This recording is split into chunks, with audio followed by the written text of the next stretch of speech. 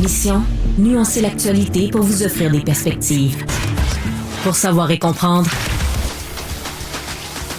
Karima Brick. C'est le moment de la discussion avec Rémi Villemur. On va revenir sur cette déclaration d'Amira El Gawabi sur Twitter, qui a parlé d'une victoire de la diversité et de l'inclusion parce que Via Rail a décidé d'aménager un espace de prière. En fait, c'est un espace, nous dit-on, de recueillement. C'est le terme qui a été utilisé.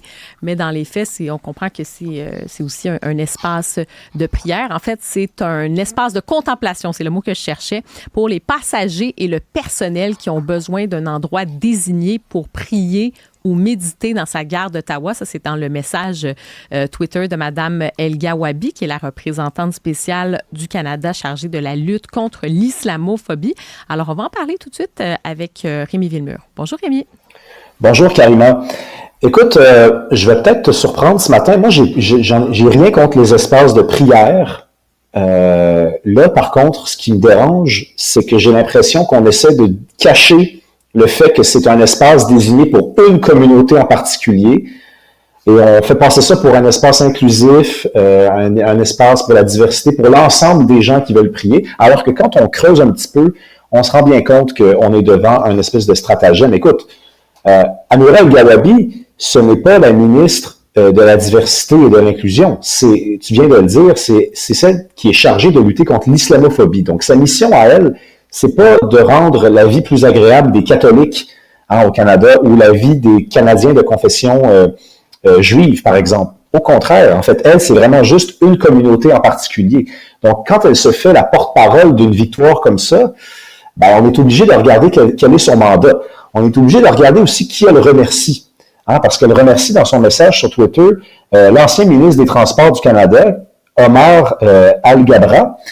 Omar Al-Gabra, c'est l'homme qui avait, on s'en rappelle, démissionné en s'adressant seulement en anglais aux Canadiens, alors que dans toutes ses communications comme ministre, il avait pris la peine d'utiliser un logiciel de traduction. Lorsqu'il avait quitté, il s'est dit « je m'en lave les mains, maintenant je m'adresse dans la seule langue du Canada, l'anglais. » C'est un homme qui est né en Arabie Saoudite, c'est un homme de confession musulmane. Elle remercie qui d'autre? Elle remercie, on le voit là à l'écran pour les gens qui nous regardent à la télévision, elle remercie la Ottawa Muslim Association ainsi que le National Council of Canadian Muslims.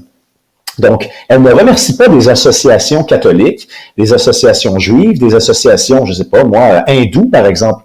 C'est comme si cette initiative-là avait été menée de front seulement par la communauté musulmane. Lorsqu'on regarde ensuite l'espèce d'écriteau à l'entrée qui indique les règles à suivre, on nous dit évidemment, je dois le souligner, que c'est un espace ouvert à tous. Donc là, on pourrait me dire, Rémi, tu te trompes totalement, arrête, c'est un espace ouvert à tous. Vraiment, à tous. Alors, comment se fait-il alors qu'on ait mis un tapis, alors que les catholiques, à ma connaissance, ne prient pas sur un tapis? Comment se fait-il qu'il n'y a pas de banc? Il me semble que les catholiques dans les églises prient assis sur des bancs. Je rappelle quand même que les musulmans prient sur un tapis et n'ont pas besoin de banc. Comment se fait-il également qu'on nous dit d'enlever nos chaussures également à l'entrée? Il me semble que quand on rentre dans une église ou dans un temple qui n'est pas consacré à la religion musulmane, eh bien, on n'enlève pas forcément nos chaussures. Donc, vois-tu, c'est à peine subtil, Karima. C'est une victoire de la communauté musulmane. C'est un espace islamique. Ça n'a rien à voir avec les gens de toute confession qui avaient demandé un espace pour prier.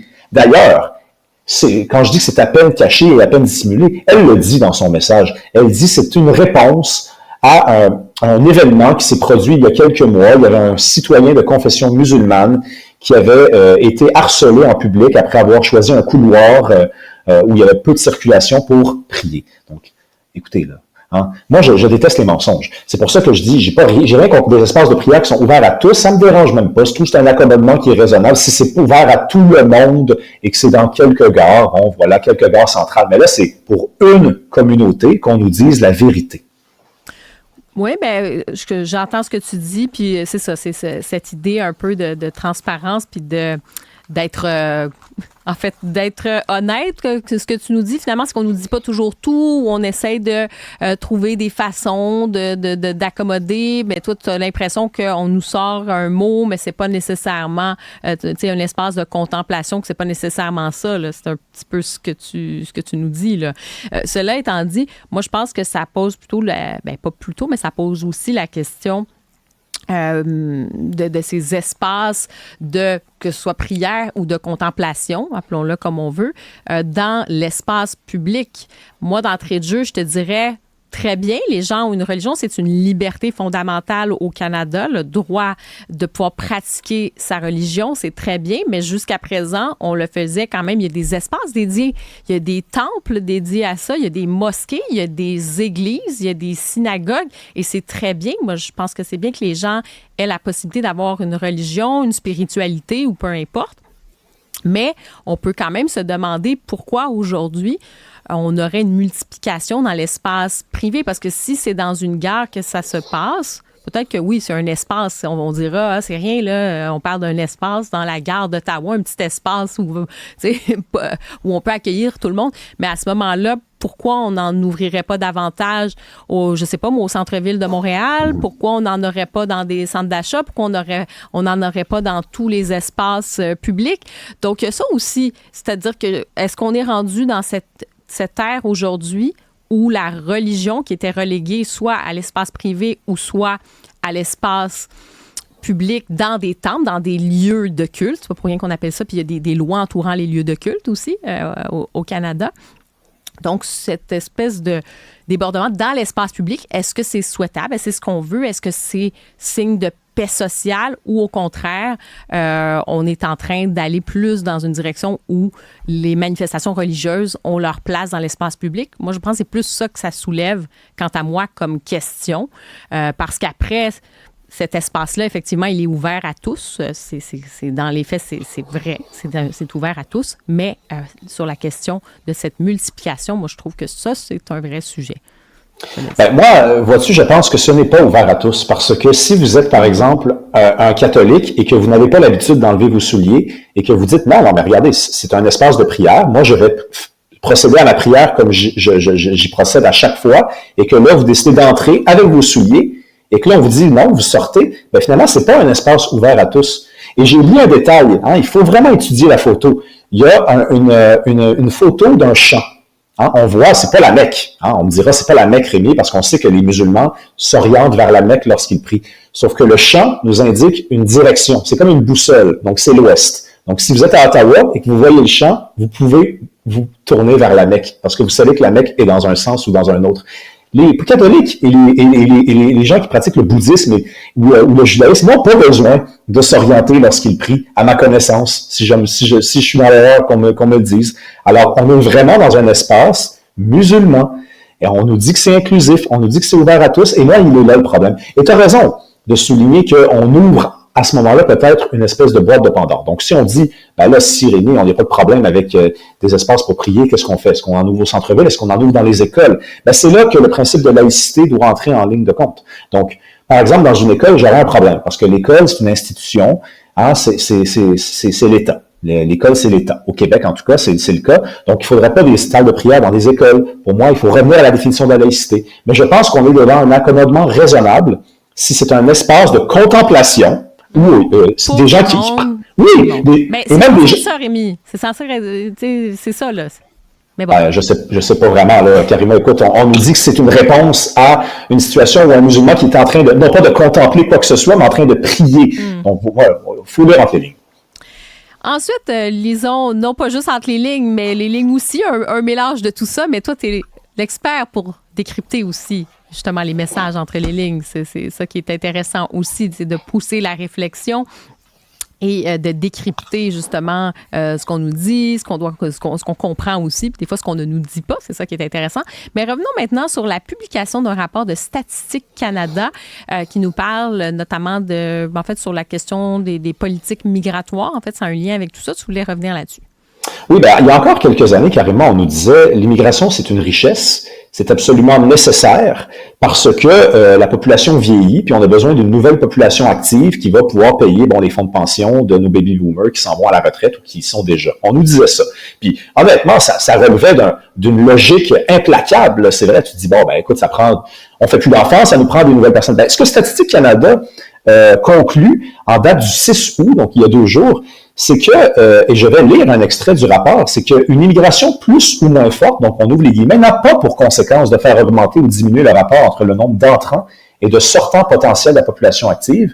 L'immigration n'est pas un levier important pouvant influencer la croissance de la population active sur la base du renouvellement des cohortes, comme cela était le cas par le passé. Donc, il fut un temps où c'était peut-être le cas, mais les choses ont changé. On nous dit également, seule une hausse importante et soutenue de la fécondité permettrait cela. Pourquoi, en d'autres mots, Karima, c'est parce que les gens qui immigrent ici sont souvent dans la quarantaine et dans la cinquantaine. Donc, ce sont des gens qui, dans 20 ans, 30 ans, ne sont plus, et là je dis 20 ans, 30 ans, mais dans 10 ou 20 ans, ne se retrouvent plus sur le marché du travail. Donc, ils se retrouvent au sein de la population qu'il faut justement être capable d'alimenter et bien de faire continuer à faire vivre finalement. Donc, il y a seulement une politique de natalité ou alors une politique d'immigration de gens extrêmement jeunes qui permettrait de venir régler ce problème-là. Et donc, ce rapport-là vient, je pense, encore une fois, détruire un mythe, parce que les mythes commencent à tomber là, les uns après les autres. Là. On nous disait il y a quelque temps, l'immigration, ça règle la pénurie de main-d'œuvre. Aujourd'hui, on sait, nombre d'études démontrent que non, en fait, parce que les immigrants ont besoin de services également. Donc, qui dit besoin de services, dit besoin d'emplois supplémentaires sur le marché. Donc, finalement, un immigrant ne vient pas seulement combler un poste à pourvoir, mais il vient créer de l'emploi également, créer un besoin d'emploi plutôt. On nous disait l'immigration, Marc Melo nous avait dit ça, l'immigration, ça va régler la pénurie de logements également, parce que les gens vont construire des logements. Le bonhomme, il était dans une mentalité là, du 19e siècle. Hein. Les Irlandais qui arrivent ici, qui construisent leur shack sur le bord du canal de la Chine pour venir creuser au pic et à la pelle dans le sud-ouest de la ville. Ça fonctionne pas comme ça. On le sait aujourd'hui. Nombre d'études le démontrent également. Même les banques nous disent de réduire les seuils d'immigration parce que ça affecte la crise du logement. On nous disait l'immigration, c'est bon pour le PIB. Aujourd'hui, on le sait, c'est bon pour le PIB, mais c'est pas bon pour le PIB par habitant. Les politiques migratoires actuelles, et il faut quand même toujours le dire, je parle pas d'immigration, mais je parle des politiques migratoires actuelles, des seuils établis actuellement. Tu parles pas des gens, tu parles c'est ça, des lois qui régissent ces politiques-là. Là. C'est pas... Oui, exactement. Faisons bien quand même de le préciser. Je parle pas de gens et je parle même pas de l'immigration en général, parce que s'il y avait des seuils d'immigration 5 fois moins élevés, on n'en parlerait pas. Puis je veux dire, je pense que l'immigration, en fait, tu peux pas contrer l'immigration. Les populations migrent depuis la nuit des temps. Je veux dire, on parle pas de ça, on parle des politiques migratoires. Donc, le niveau de vie baisse en ce moment au Canada. OK? Et la croissance n'a jamais été... Le Canada est l'un des pays avec le plus faible taux de croissance dans l'OCDE. Je pense même que c'est celui qui a le plus faible taux de croissance dans l'OCDE. Et nous sommes pourtant, le Canada, le pays avec les plus hauts taux d'immigration. Alors, venez m'expliquer qu'est-ce qui se passe. Je ne comprends pas. Donc, je pense encore une fois qu'il faut qu'on parle d'immigration de la bonne façon, d'une façon saine. Et c'est un sujet politique. On n'arrête pas de nous dire qu'il ne faut pas diviser, il ne faut pas être raciste, il ne faut pas être xénophobe. Certes, mais c'est un sujet politique. Il y a un ministère de l'immigration. C'est un sujet politique, c'est un sujet économique, parce qu'on nous dit aussi souvent sur la question des seuils, en lien avec la pénurie de main-d'œuvre, tu l'as mentionné là, très bien, mais je pense que il y avait un livre qui était sorti il y a plusieurs années de ça, de Guillaume Marois, le démographe, là, Le remède imaginaire, et comme quoi finalement ça n'allait pas tout régler. Là. Je te parle d'un livre qui est sorti, c'était en 2011, mais dès qu'on arrivait avec ce type de constat, tout de suite, c'était un peu balayé en disant, vous voyez, vous êtes xénophobe. C'est pas ça la question. Je veux dire, comme tu l'as dit, l'immigration, il y en a toujours eu. C'est parfait. Il en faut. Effectivement, un certain nombre, il n'y a aucun souci avec ça. C'est ensuite sur la question notamment de la capacité d'intégration sur les logements. On a vu au cours des derniers mois, des dernières années aussi. Donc, c'est un vrai enjeu, en effet. Et sur la question de la pénurie de main-d'œuvre, ça peut la régler dans la mesure où si vraiment les emplois étaient extrêmement ciblés, des emplois, par exemple, très, très précis, mais la réalité, c'est pas ça. Je veux dire, justement, les gens ont leur libre arbitre, leur choix, et c'est très bien. Donc, ce qui fait en sorte qu'on peut pas juste manipuler comme ça des chiffres puis dire, ben voyez, on va prendre tant de personnes, on met ça là. C'est pas comme ça que ça se passe, là. Les gens peuvent choisir et c'est très bien, mais donc, il faut tenir compte de ça aussi dans les politiques de gestion des flux migratoires, tout simplement. Et tous les grands pays occidentaux aujourd'hui font face à cette situation-là aussi. Il y a des changements de paradigme. Alors, intéressant quand même ce que tu nous racontes avec ces données comme telles. Je ne sais pas s'il y avait quelque chose que tu voulais rajouter en terminant. Non, mais tu fais bien de souligner qu'effectivement, à l'extérieur du Canada, on mène ces débats-là. Les débats sont ouverts. Puis c'est pas un hasard, c'est parce que c'est un sujet politique, puis il faut en parler de la bonne façon. Puis tout le monde fait face à ce problème-là, puis ça prend du courage. Puis je pense que les Québécois ont fait preuve de courage dans les dernières années, notamment les nationalistes, parce qu'on a amené ce sujet-là sur la place publique au risque de se faire et au péril de se faire traiter de raciste et de xénophobe. Et là, c'est rendu que partout au Canada, on en parle. Donc, tape sur le dos des Québécois. Rémi Villemur, merci. À demain. À demain, Karima. Salut.